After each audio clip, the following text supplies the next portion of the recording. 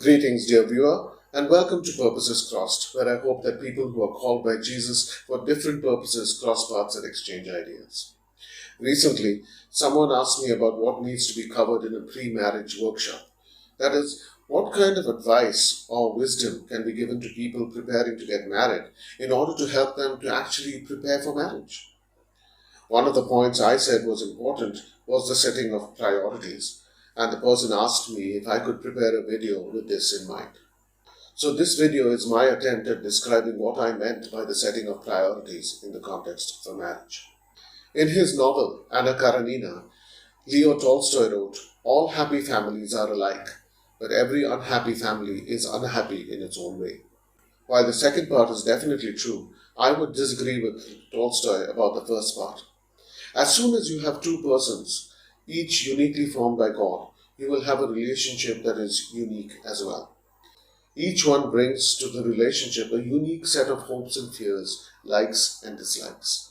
But they bring with them a unique history of experiences and interactions with other humans as well. Hence, it will not be able for me to provide guidance for any specific relationship.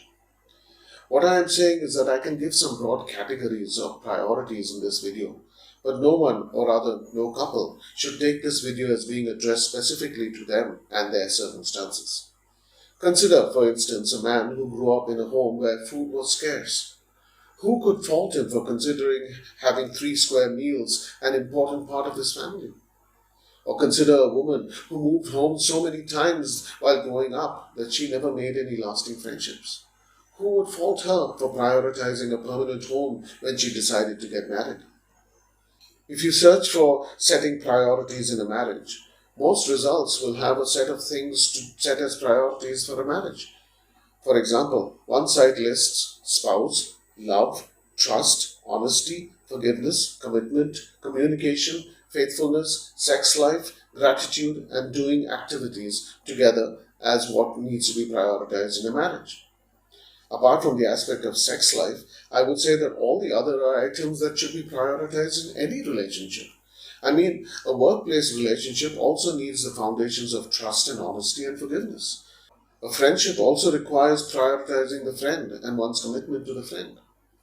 Another site lists communication, loyalty, trust, sharing responsibilities, mutual respect, friendship, conflict resolution, and collaboration. Once again, most, if not all of these, belong to any meaningful long-term relationship. Christian sites, of course, will add Jesus or God or both at the head of their lists. But none of these do us any good, if we pause to think about it, that is.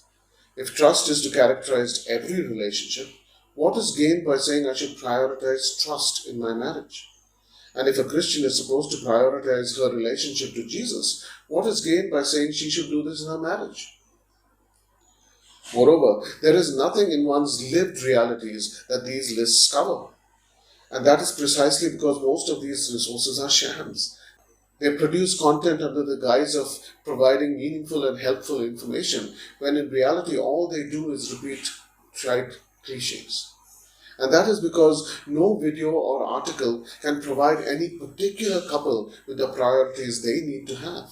And that's because it is impossible to provide specific guidance when one is unaware of the specifics. Hence, this is not a how-to video, nor am I going to tell you what you should prioritize. Rather, I'm going to give you something that will allow you to enter into that struggle. The aim of this video is to allow a Christian couple to have a perspective on marriage and the setting of priorities that will actually allow them to do the difficult task of deciding the set of priorities that make sense for their marriage. So I will divide the rest of the video into 3 parts. First, we will consider what sets the relationship of marriage apart from other relationships. Second, we will look at 2 ingredients needed within a marriage for the setting of priorities. Third, I will give some advice on approaching the issue of setting priorities in the marriage. I will not tell you what priorities you need to have. So let us proceed. What sets the marriage relationship apart from other relationships? The first time we encounter the language of marriage in the Bible is in Genesis chapter 2, verse 24, where we read, "Therefore a man leaves his father and his mother and clings to his wife, and they become one flesh." Embedded in our scriptures, which were written in a patriarchal context, are these words that are surprising within that patriarchal context. While the most common practice is for the woman to leave her family and go to her husband's family, this verse gives us a twofold challenge to that common practice, which most of us miss. First, we are told that the man leaves his father and his mother, a perspective on marriage that is quite foreign to most contexts, especially patriarchal ones.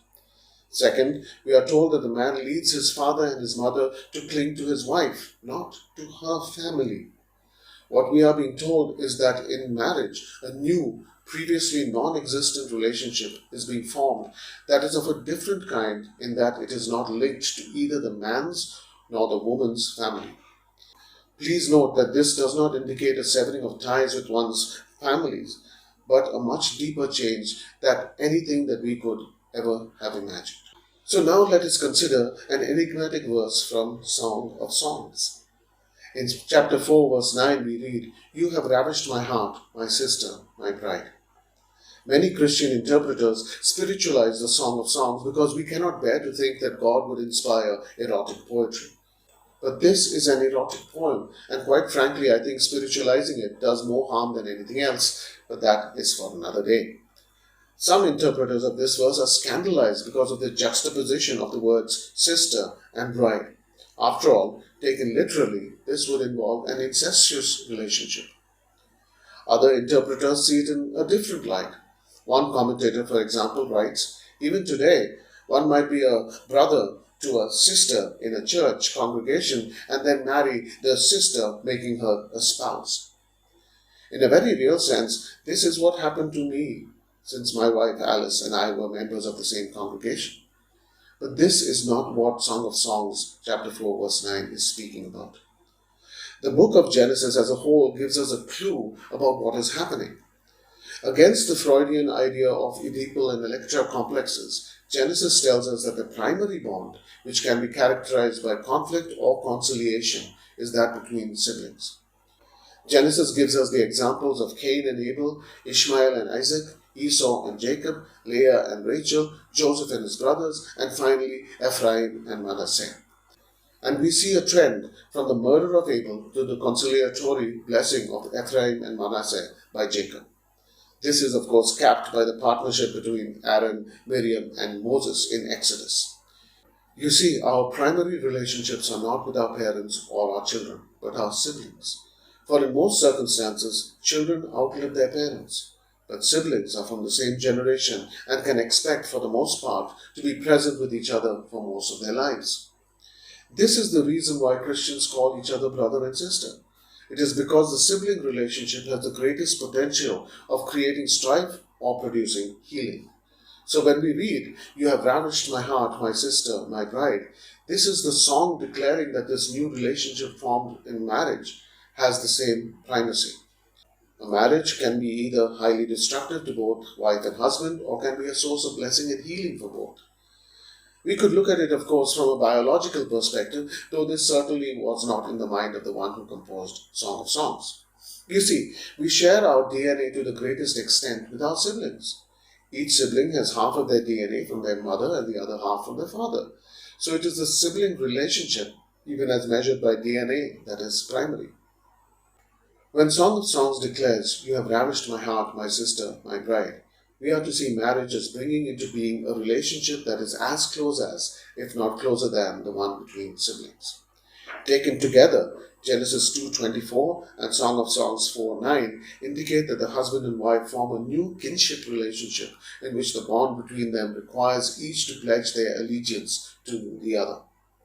Now, allegiance is not something we often speak of, but this is crucial in the context of a marriage. For example, we have already seen that all relationships are to be characterized by commitment.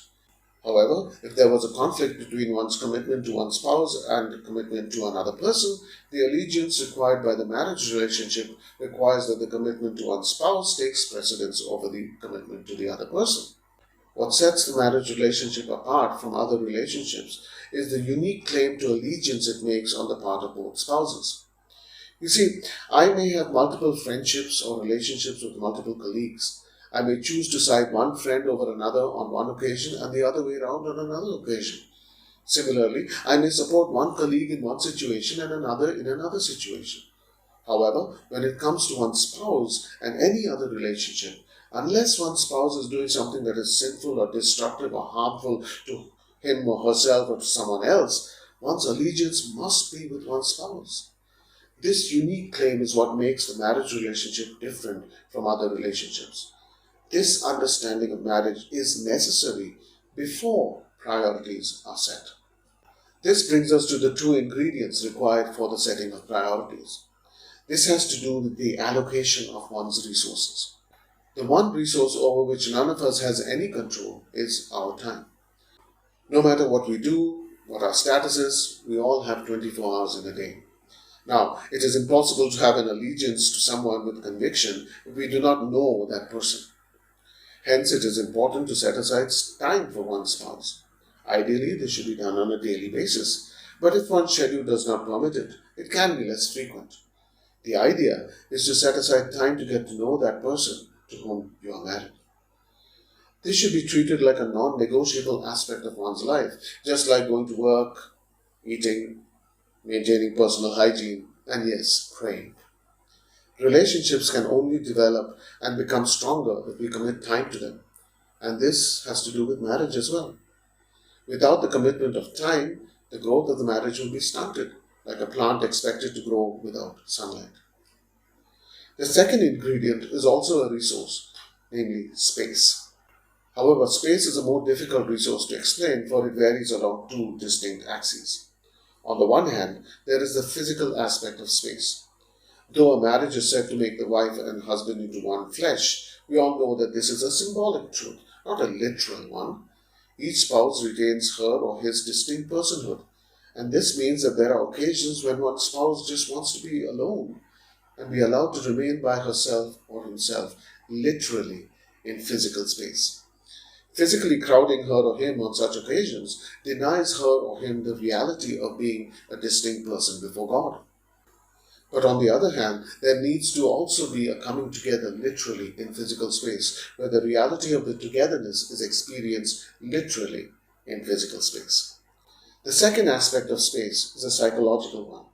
Here too we can speak of individuation and coalescence. It is in this dance of separating and coming together physically and psychologically that each spouse learns her or his needs and develops the ability to trust her or his partner. Since we are creatures who live in space and time, the two ingredients should be expected, and I hope I have made a case for them. The aspect of allegiance tells one's spouse that you will always put her or him first. This is crucial when coming up with priorities in one's marriage. After all, it is unlikely that the wife and husband enter the marriage with the same set of priorities. The set of priorities with which the wife enters will clash with the set brought in by the husband. In such a situation, if you aren't sure that your spouse's primary allegiance is to you, you will not be able to make the adjustments without thinking that you are being treated unjustly. The aspect of space and time tells one's spouse that she or he is important enough for you to devote precious resources to her or him in a dynamic manner according to her or his needs. This allows each partner to know that they are valued in the relationship and bring to it something that the other partner values. So, now to some advice. The priorities for a marriage should be set as early as possible with the understanding that they will change over time as each spouse grows and changes. Priorities should not be treated as chiseled in stone, for then they will only become legalistic in nature and will crush one or the other party. Most of us enter a marriage with some trauma from the past. This can be due to many reasons. We should remember, however, that there is no handbook for parenting. Most parents do their best to raise their children. However, all parents unwittingly do things that hinder the growth of their children. Similarly, we grow up with other hurt humans, and each of us has the potential to hurt others. Our friends, even our best friends, hurt us, even though in most cases they may not have intended it. The bottom line, therefore, is that the wife and the husband enter the marriage as wounded persons. We must recognize this. As the marriage grows and trust develops, the husband may disclose an aspect of his hurt that the wife now needs to keep in mind. Similarly, the wife may divulge some trauma in her past that the husband now needs to be aware of. These past hurts need to be acknowledged and considered while setting priorities. If the wife grew up in a home where the father was domineering, it may be a priority to ensure she experiences the freedom to express herself in the marriage. Or if the husband grew up in a home where his mother was distant, it may be a priority to ensure he feels secure in the marriage. What I am saying is that we are persons who have hurt and who have been hurt in this sinful world.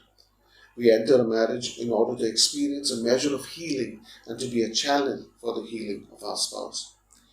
These are priorities we rarely hear mentioned, but these are crucial.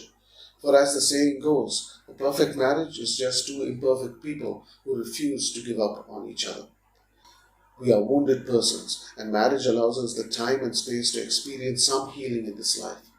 But that healing cannot happen without the commitment of allegiance, time, and space to one's spouse. And when the commitment of allegiance, time, and space are given to one's spouse, that creates an environment within which the wife and husband can set priorities that work for the healing of their past and for the fulfillment of the dreams they have for their future.